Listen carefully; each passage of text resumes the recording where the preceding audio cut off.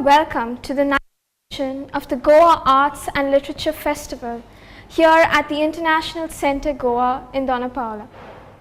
Today we have amongst us a very renowned personality, the founder editor of the Little magazine, a language critic, a translator, a newspaper columnist, and a commentator on the media, politics and culture. She is none other than Mrs. Antara Dev Sen. A warm welcome, ma'am, and it's such an honor to meet you. Thank you. After that impressive portfolio, may I start by asking you, how do you manage your roles in your everyday life? Well, one doesn't, everybody manages a whole lot of things in their life. Yes. I'm also a mother, not to mention a wife. So, there are many roles that each one of us actually plays. Yeah. And it's only when you put them down in one long sentence that you realize that you're doing so many things. Otherwise, it's just each one of us is doing a number of things without even thinking about it. You had been working as a senior editor of the Hindustan Times and Indian Express. Why did you choose to leave? Well, that was a long time ago. I left Indian Express because I joined the Hindustan Times, and I left the Hindustan Times because I actually went off to Oxford on a fellowship, on a Reuters fellowship. Okay. Then when I came back, I started the Little magazine. I didn't want to go back to a newspaper right then, because I really thought that it was necessary to focus on issues, on literature, on things that our national dailies don't have space for. Okay. So that's why I started the Little magazine and decided not to go back to mainstream journalism. Is censorship on the press creating the gap between what the media portrays and what is actually happening in reality? There has always been that, That gap. There has always been that gap. But what has happened now is there is a very clear disinformation campaign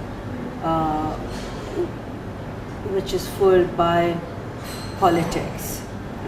So that is different. Otherwise, there have been gaps in reporting, there have been wrong reporting, there have been genuine mistakes, and there have been all these,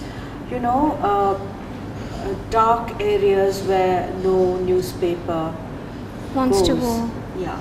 So that's different, and this is what your question is very interesting, because right now we do have a disinformation campaign, fake news, all Yeah. kinds of things which are actually trying to make you believe things that are not true. Now that is a serious issue, and that is where we, all of us, can just be good citizens and use our brain and say, no, I don't think this is right, or whatever, so that we are not taken for granted. Okay. The challenges a journalist faces are tremendous, especially in a country like India. What is your advice to the youth who are aspiring to be journalists? Stick to the truth, trust your instincts, do your legwork, don't go by handouts,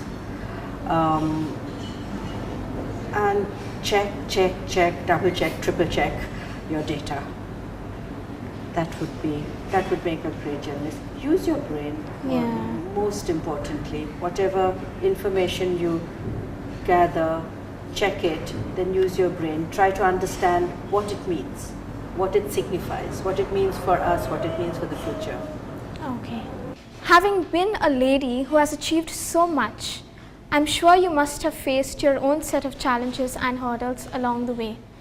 How did you overcome them and reach the top?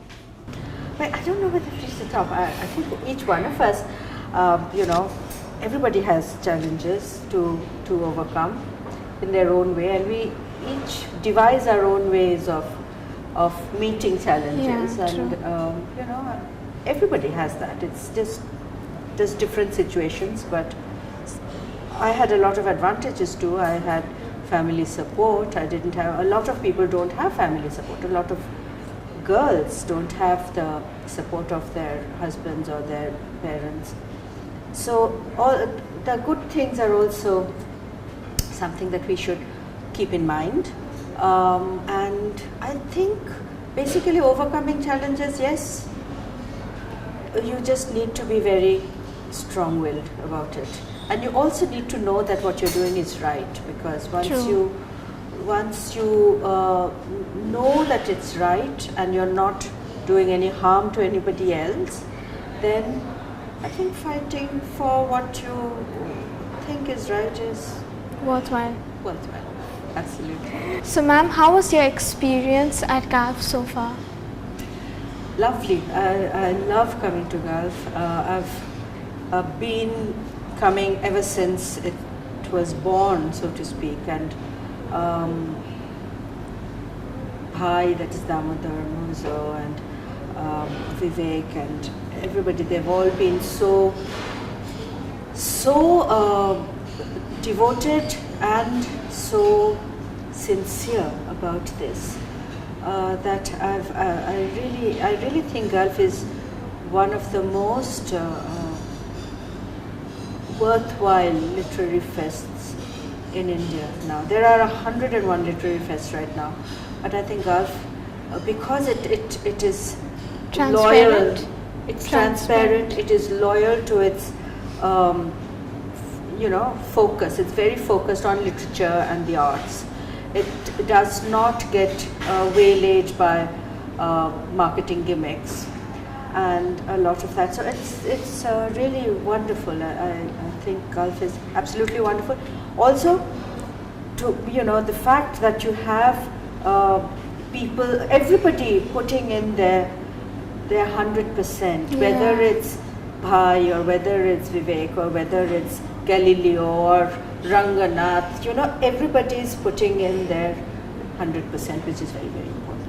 And that's what makes it a grand success, this It festival. does, it does. And one thing is that all of us who come to GALF, we feel a sense of belonging, somehow we feel very, it's like coming home. Okay, so we are home, we are back. It becomes here. a memory then for you. It is something that you actually enjoy. It's not just, okay, I'll fly in, I'll do my session and I'll go out. It's, even if you come for one day, there is that sense of,